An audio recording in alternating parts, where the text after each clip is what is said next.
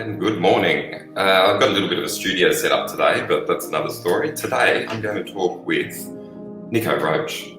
Why? Because he's one of my favourite bike riders, and he's got a lot to say. Because, the last time I saw him was in Colmar after I think stage 6 of the 2019 Tour de France, and I said, "Hey Nico, how you going?" It was in the hotel lobby. It was about 9:30 or 10 o'clock at night. And at about 11 o'clock at night, I said, "Okay, thanks, that was a great chat. And we should do it again sometime," and that's what we're doing. So I'm going to invite him to this interview right now, and we'll see what comes of it. Okay, stay tuned. All right, it's on. How are you doing? I'm all right, Nico. No problem. More nice. Let there be light. Good to see you. Hey, good to see you. How's it going? Good? Yeah, not too bad. I'm recording. We're on the record now. We can Okay. do the small talk later, maybe. Yeah, sure. But just a quick intro. Are you ready? I've done a lot of preamble, but Nico Roche, welcome to Ride Media. It's about time we did a formal interview. I think we've done some in the magazine over the years. We've known each other close to 20 years, would you realise? Yeah. And last time we chatted was at a hotel in Colmar. We had a nice long chin wag. And I was just explaining the reasons for this interview, and it's basically because I like you and I think you've got a good story to tell. So I've got nothing planned. What would you like to talk about? I'm quite easy. I'll let you go ahead. Should we start with the basics? I just sort of thought, new bike, new season, new kit, everything looks a bit different, but you've been in what was the Sunweb organisation. Now this will be your third season. But it feels entirely different to all things before, at least from afar. How does it feel for you in Monaco? Yeah, pretty good. It's very difficult for manufacturers to produce. It's a bit of a disaster for a lot of teams at the moment to get spare parts. So it took a bit of more time than usual to get the bike. Normally you'd get your bike in December camp, sometimes November even, where this time we got it first week or second week of January, and the same goes with the clothing is coming bit by bit. And lucky enough, there's not much changes pedals are the same, shoes are the same, saddles are the same. So everything that kind of goes with a contact point is very similar. It's just about getting your position right on the bike. But that took, quick bike fit and a few hours training to kind of get everything right. And that's not the hardest bit. Today with all the technology, it's quite easy to bring one position from one bike to another bike, even if the brand changes. Let's go quickly to the bike if we could, because if you've just more or less received it not that long ago, let's say 8 weeks ago, coming off a Cervelo onto a Scott, the numbers might all be the same, but perhaps the angles aren't or something. What did you notice immediately, just while we're talking about the equipment swap? What was the main standout? I guess for me, I slightly changed a little bit my position compared to last year, but nothing to do with changing from one bike to the other. It was something I had in the back of my mind that I wanted to do already on the Cervelo, and then once the season was going, I was like, all right, we just do it over the winter, which isn't much. I just brought my saddle forward a couple of millimeters, and I brought my stem. I'm getting old now, so brought my stem a couple of meters higher as well. I used to have a very, very aggressive stem and being very, very low, where now it's just like, all right, I just need a little bit more stability as well and give more angle, more open angle to my hip.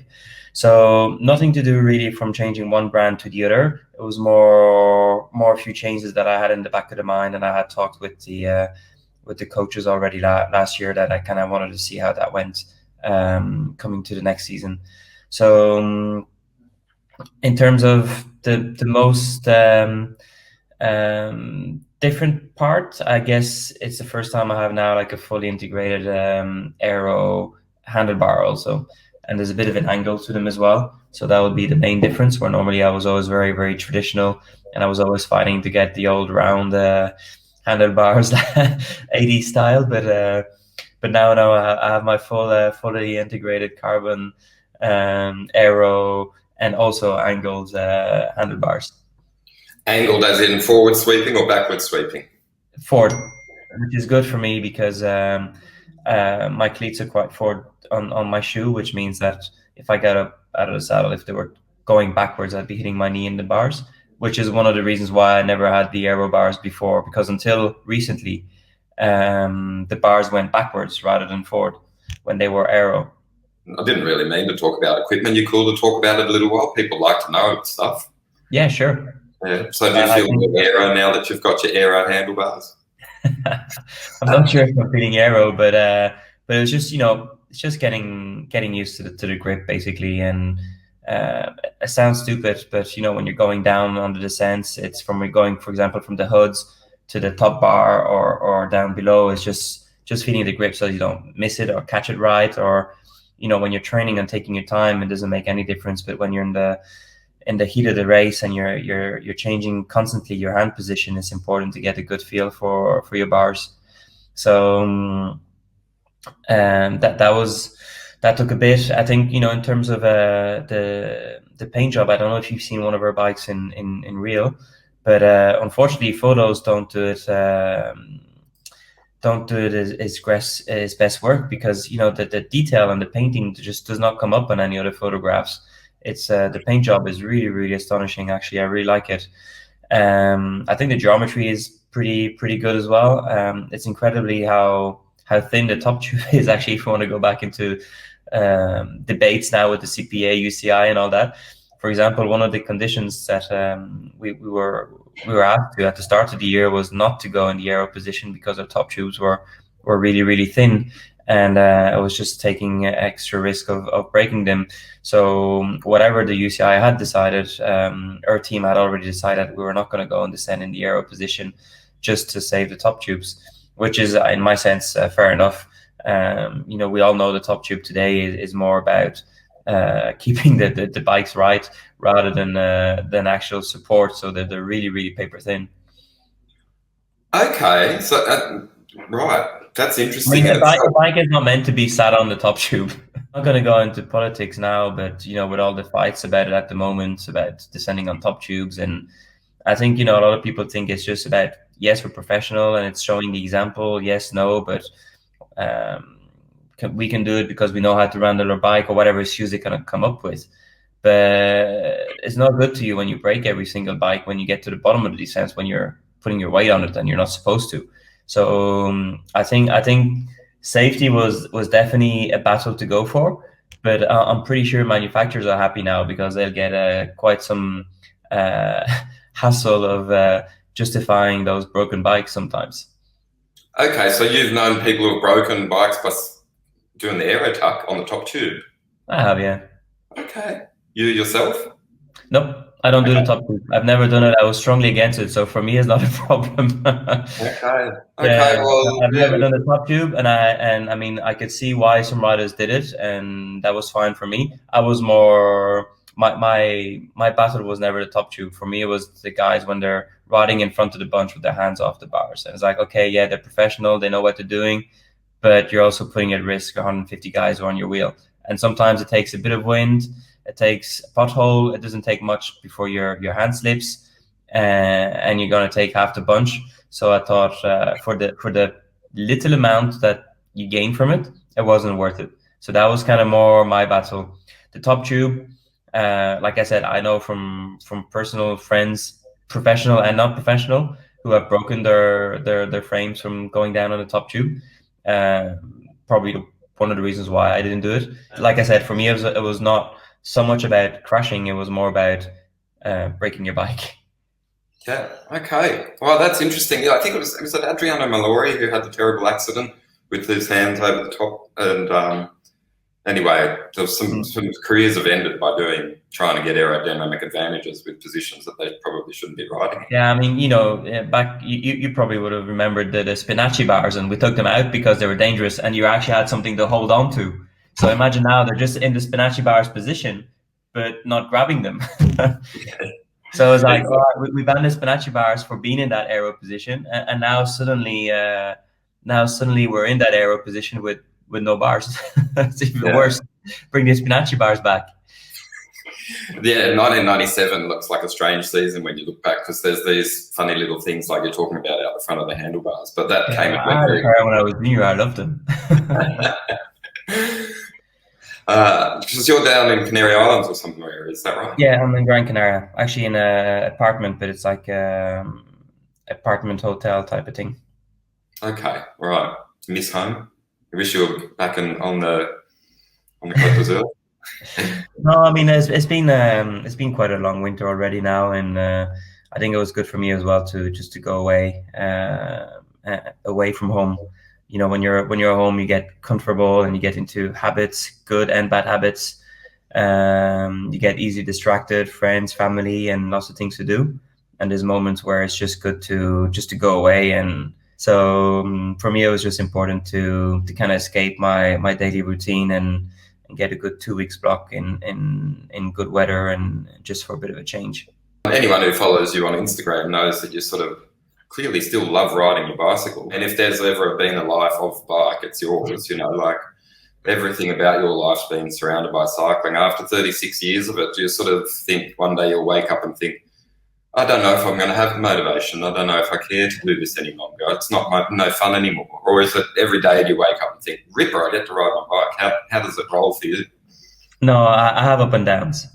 I mean, I generally speaking, I love most days riding my bicycle, but there has been moments in my career or moments in my daily routine where I was like, oh, I don't know if I could do this again.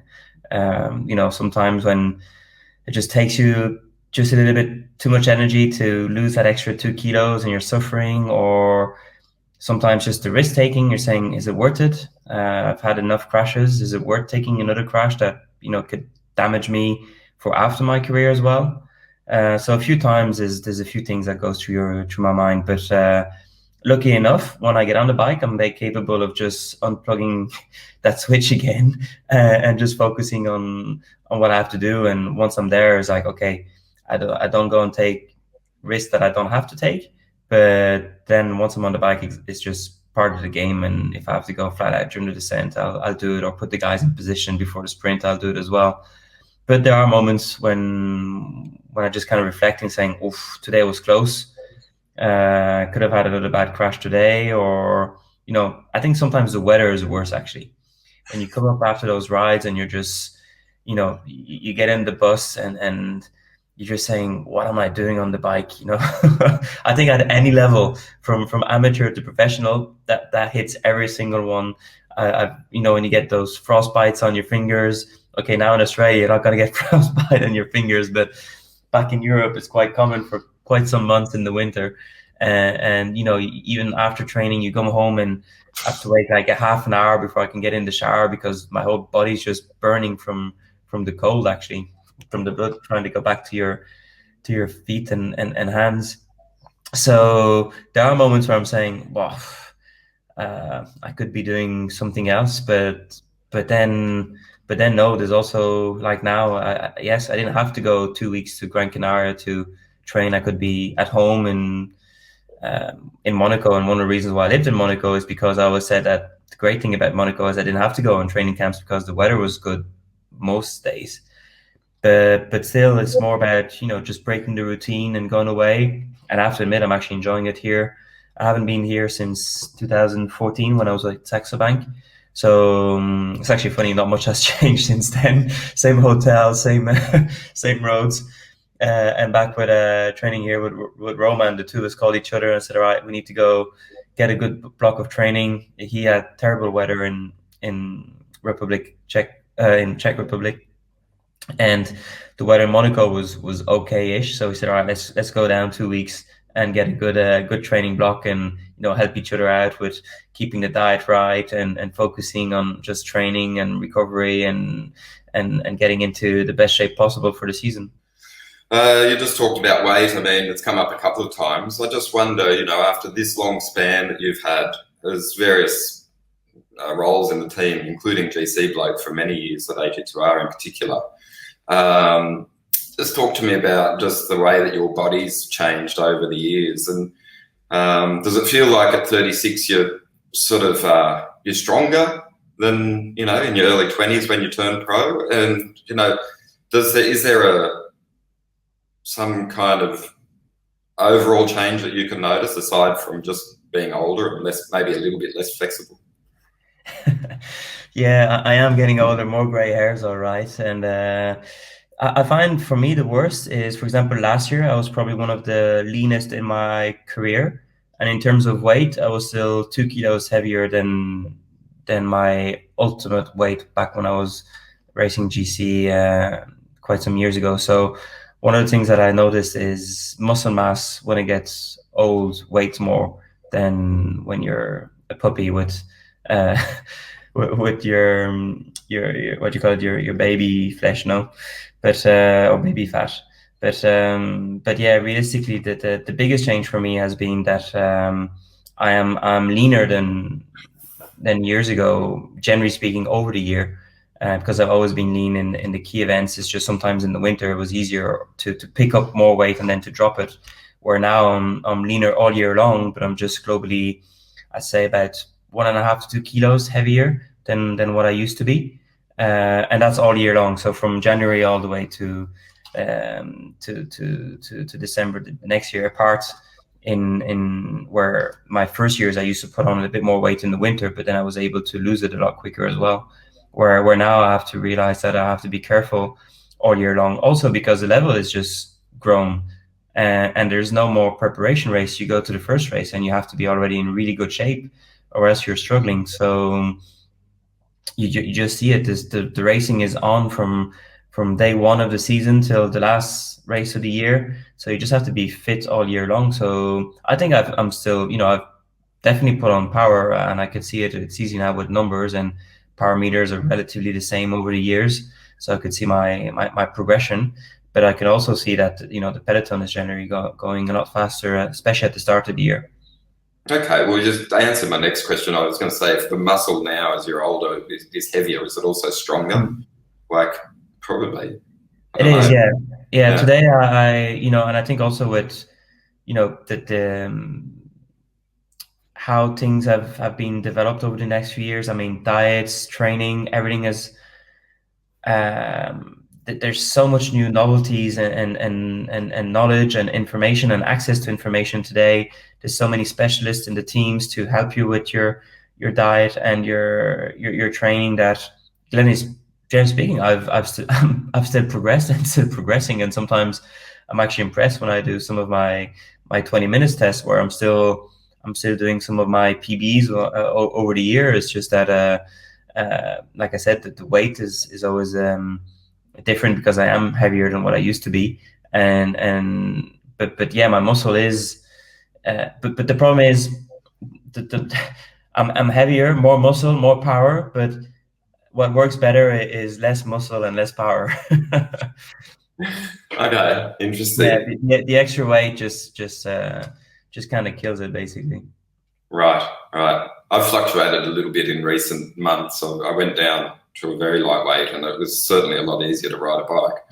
But Mm. then I think your body just naturally finds the comfortable position, because it's also just appetite, isn't it? You don't want to be an appetite. You don't want to suppress your appetite. If you've ridden and you feel like you've got to eat, you've got to eat.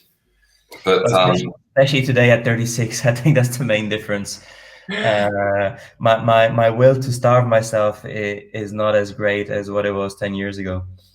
you talked about diet, and we're still there. But I spoke with Tim Kerrison years ago, and he was saying that they sort of, one of his little comments about the diet that he was working for at the days of Sky was that they used to dilute pineapple juice. He said that there was just something in pineapple juice that helps your body absorb your nutrients well.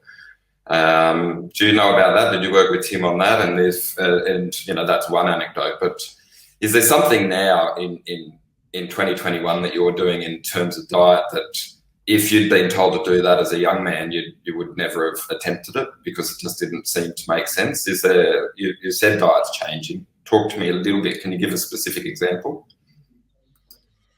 Well, to go back to the pineapple juice, yeah, it was quite popular to have it as a recovery drink in after the race in the bus, for the reason you just talked about now, but also for a second reason is when you've drank 7 or 8 liters of just plain water or water with mix or whatever, sometimes to drink another half a liter or liter of water straight after the race was not the most easiest thing to do. So the pineapple diluted in the water helped it to be a little bit more tasty and easier to hydrate yourself. So that was also a little trick that Sky did, where it was just easier to drink a water that had a bit of taste rather than a full bottle of water with was just like an extra beat on, in terms of diets, I mean, I've tried and done most of them through my career. I went with the trains, and I did when there was the with Saxo Bank we tried, and it was full on fats, and that didn't work for me. And then when it came the trend of the no gluten, and that didn't work for me either. And then when I was with Sky, I obviously went on low carbs, which was a Sky trend, but low carbs I was already doing back in AG2R, and now with Sunweb we're on full carbs. So there's not that, it's just a cycle, and it's hard to say, oh, I've done this and I should have not done it years ago or whatever. It's this year. Well, now I realize there's things that work better for me than others, but it's not about completely changing. It was more about maybe not being so extreme in some of the diets. And when I went low carb, I was just, my problem was in the Sky protocol, you also do carb days, and I was skipping those carb days because when I was thinking of carbs, I was thinking of extra weight, which is completely wrong because carb is your energy.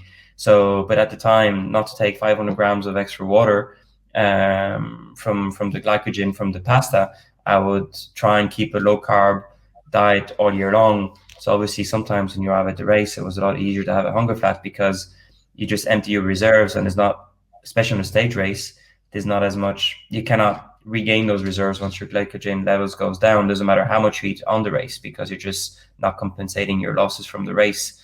So those, for example, are some of the mistakes that I would not make today, where when I was forcing myself to drop weight, I was completely cutting off carbs, but I was also losing a lot of energy from not having that that glycogen reserve and not performing.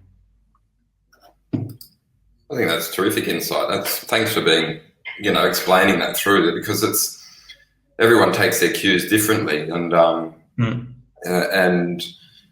ultimately you just got to listen to your body maybe more than. And everyone's very different. Yeah. I mean, one thing that's great about cycling, you just look at the bunch, and you see riders who are 55, 56 kilos, 1 meter 60. And riders who are 95 kilos, 1 meter 90, and we all have to go through the same bike race.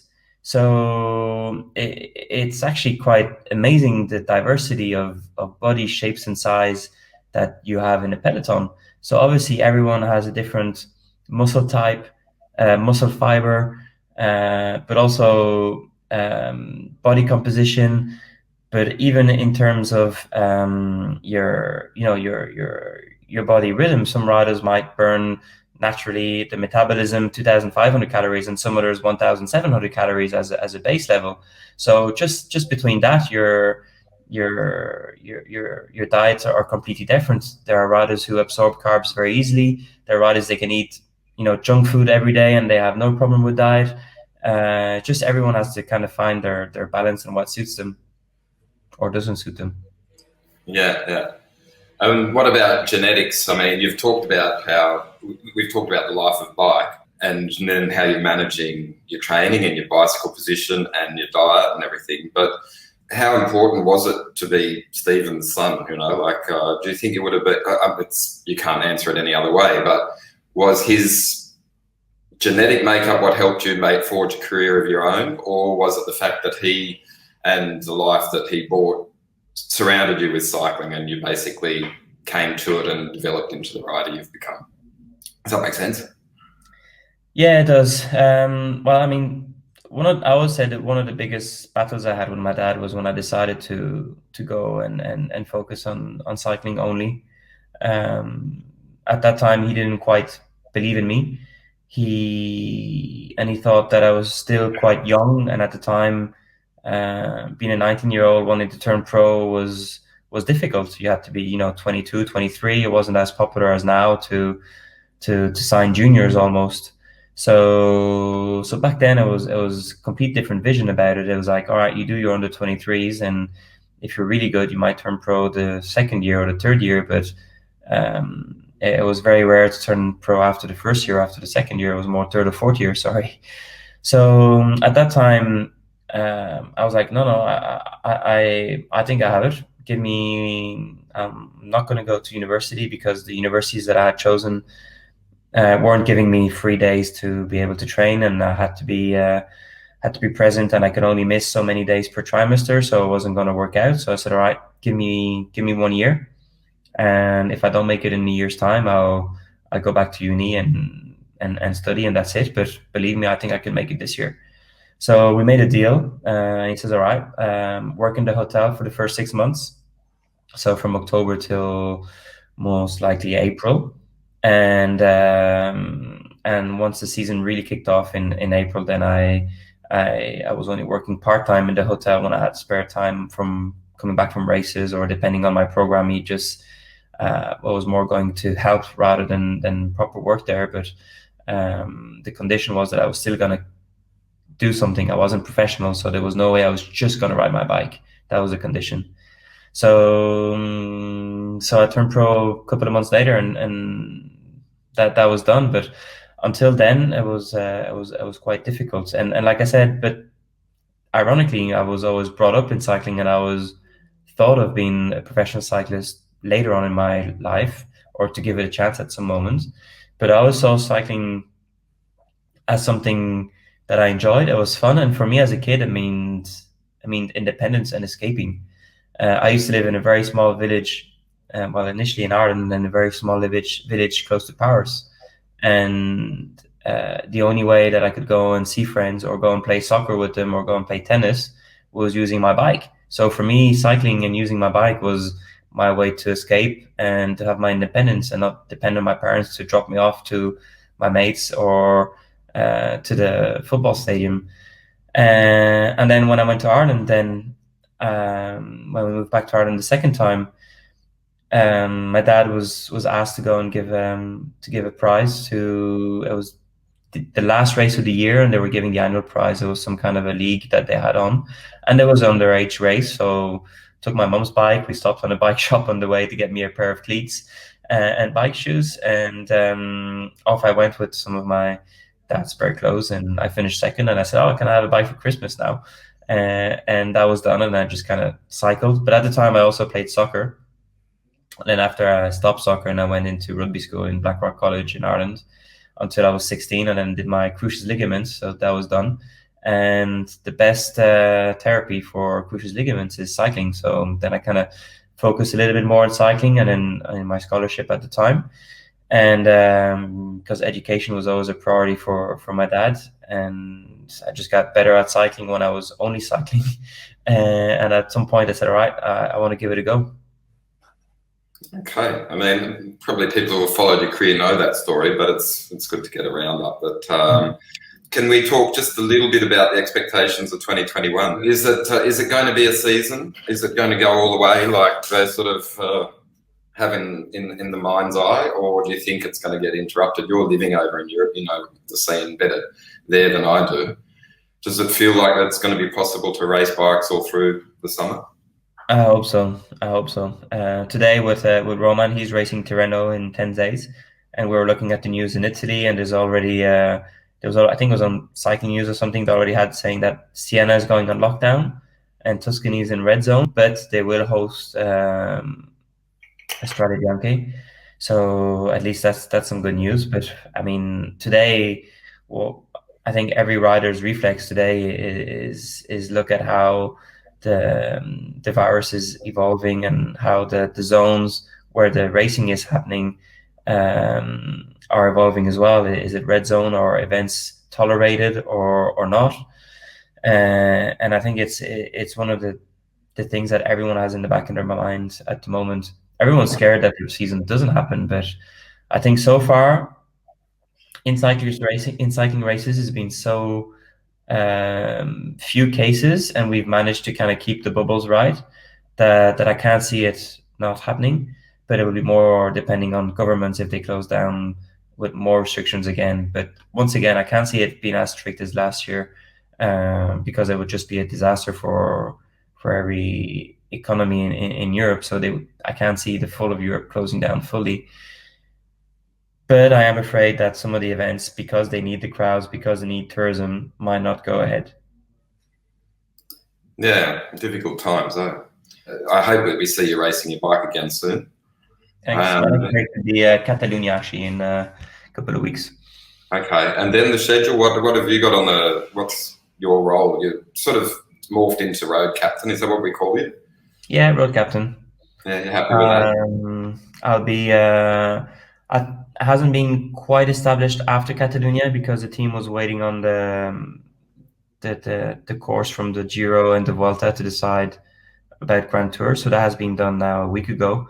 So I guess soon enough I know which one of the Grand Tours I will be doing. Most likely, I think this year with the arrival of Romain and Jai confirming himself as a GC rider, I think I will go back into a kind of GC support role, which I had a couple of years ago. Okay. So if it's sort of a repeat of 2020, then we see you trying to lead Jai while Rowan Dennis is trying to obliterate your legs. Anyway, hey mate, it's great to chat. I'm mindful of time, as we've proven we can go along on a lot of topics. But should we just agree to stay in touch for the season? Yeah, sure. Anytime. Develops, and when you've got something to say, then you know to pick up the phone or whatever this is. And we'll just say thanks for now, and a great chat, and all the best for what comes from this magical mystery season. Great. Take care and see you around. See you soon. Catch up for a drink sometime. That'd be good. Much better. Yeah, exactly. All right. Cheers, mate.